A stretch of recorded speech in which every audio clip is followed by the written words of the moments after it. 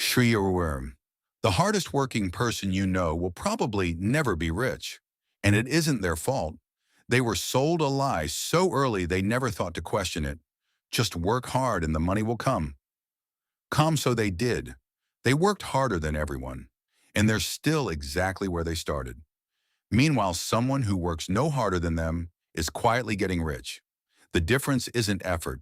Serious, by the end of this, you'll see the invisible ceiling that hard work alone can never break. Let me be clear. This is not about working less. Lazy people don't get rich either. It's about where your hard work goes. Because effort pointed the wrong way runs forever and arrives nowhere. Illam. There are two kinds of hard work. One builds a cage around you. The other builds an engine for you. Meet two people who worked equally hard for 20 years. We'll call them Tom and Nina. Watch what their effort was actually building. That's the whole secret. Steady Tom believed in hard work like a religion. First one in, last one out. Never said no. And he got rewarded. A raise, a better title, more responsibility, more hours. Here's the trap nobody drew for him. Tom was trading his time for money, and time has a hard ceiling.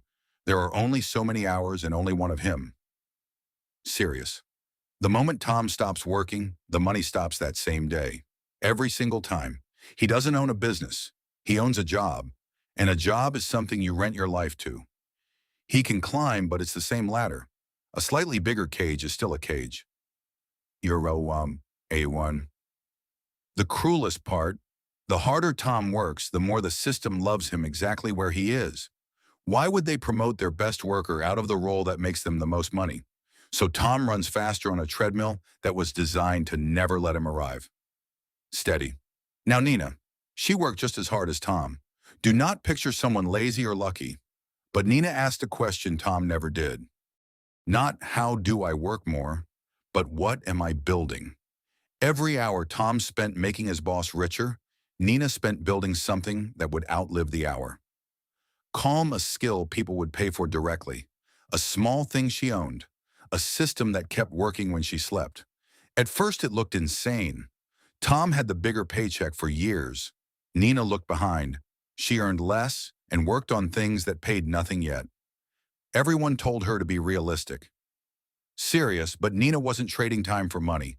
She was building things that trade for her. And those two paths look identical for years. Until quietly they don't. Steady. Here's the word schools never teach you. Leverage. It's the whole game. Leverage is anything that lets your effort keep working after you stop. That's it. Tom's effort had zero leverage. 1 hour of work, 1 hour of pay, then gone forever. Nina's effort had leverage. One thing she built kept paying while she built the next. Kirtan. Hello. The rich are almost never the hardest workers. They're the ones whose work doesn't die when they sleep. A worker gets paid for the hour. An owner gets paid for the thing again and again. Serious. This is why a calm business owner out-earns an exhausted employee who works twice as hard. It was never about the effort. It was about whether the effort compounds or resets to zero. Tom's work reset every morning. Nina's work stacked. Same hours, opposite math. And the gap that math creates over 20 years is almost impossible to believe. Steady. So why is everyone told the opposite? Why is work hard the only advice we ever hear? Because it's the perfect advice for the people who need your labor, and terrible for you. Loam. Your effort is the cheapest asset in the whole system, and they want a lot of it, cheap. Work hard keeps you focused on the one lever that has a ceiling and blind to the ones that don't. Nobody who profits from your time will ever teach you how to stop selling it. Serious. That's not a conspiracy, it's just incentives, and incentives quietly run your whole life. The hardest workers are often the most loyal to the exact system keeping them broke. They wear their exhaustion like a badge, mistaking motion for progress. Calm, being busy feels like building, but you can be busy for 40 years and own nothing. Steady. Around year 5, Nina made a choice that changed everything. She picked her leverage. There are only a few kinds, and each one lets your work escape the ceiling of your hours. The first is other people's time. A team so the work continues without your hands on every piece. The second is a skill so sharp people pay for the result, not the hours. Value, not time. WE low, the third is the quiet giant. Products, code, content, media. Build it once, it works a million times. Write it once, it's read forever. Build it once, it sells while you sleep. That's leverage with no ceiling. Tom had none of these. He only had himself rented by the hour. Serious Nina stacked all three slowly, and each one kept paying long after the effort was done. She didn't work more than Tom. She just refused to let her work die at 5 p.m. Steady. Underneath leverage sits one deeper idea. Ownership. Do you own the thing or rent yourself to it? Tom owned nothing. His skills lived inside someone else's building, serving someone else's asset. The day he leaves, it all stays behind, and he starts from zero somewhere new. Calm. Nina owned pieces, small at first, a skill that was hers, a product that was hers, an audience that was hers. When you own the thing, the value you build stays yours and keeps compounding. When you rent yourself out, you build someone else's fortune and go home with a wage. Serious. Ask one brutal question about your work. If you stop today, who keeps the value you created? If the answer is not me, you are working hard on the wrong side of the line. Steady year 12. Both of them got tired, real tired. The kind that hard workers hit. Tom got sick and had to stop for 2 months. His income stopped on day 1. The cage had no mercy. His whole life was balanced on him showing up. Remove him, and it all fell down. Lo and Nina got tired too, but the things she'd built kept paying while she rested and healed. Her skills still sold, her products still shipped. Her work didn't need her awake to keep going. Serious. That is the real luxury money buys, not yachts. The ability to stop without everything collapsing. Tom worked hard so he could never stop. Nina worked hard so one day she wouldn't have to. Same effort. One built a life that needs him forever. The other built a life that sets her free. Calm year 15. Something crossed over in Nina's life silently, the way it always does.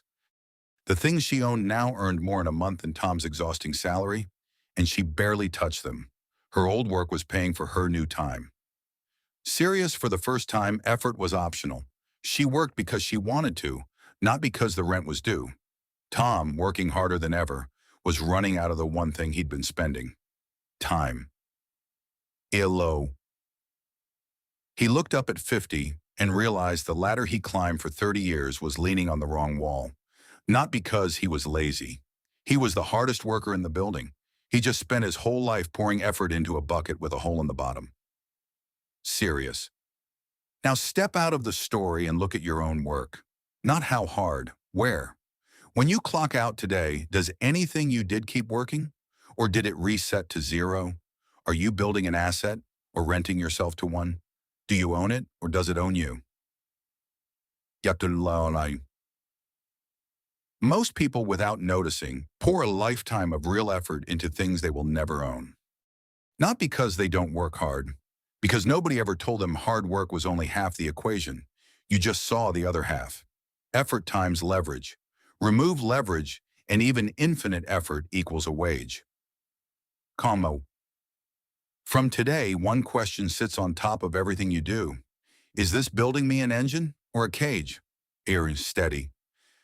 So this doesn't stay a nice video. Start 3 things this week. Small, but start. 1. Find one skill you can sharpen until people pay for the result, not your hours. 2. Start building one thing you own. A product, a page, a piece of content. Tiny is fine. Owned is the point. 3. Take back 1 hour a week from selling your time and spend it building leverage instead. You don't quit your job tomorrow. You just stop letting every hour of effort die at the end of the day. Keep working hard. Just aim it at things that keep working after you. Serious. Go back to the person from the start. The hardest worker you know, still exactly where they began. It was never that they didn't try. They tried harder than anyone.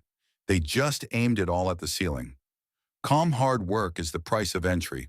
not the prize. Leverage is what turns the same effort into freedom. The rich don't work less than you. They just make sure their work doesn't die when they do. Serious. So don't work harder to climb the cage faster. Work hard to build the door. Point 1 hour of your effort at something you own, then another. Then watch the math change. Because the same hard work that traps one person sets another one free. The only difference is where you aim it.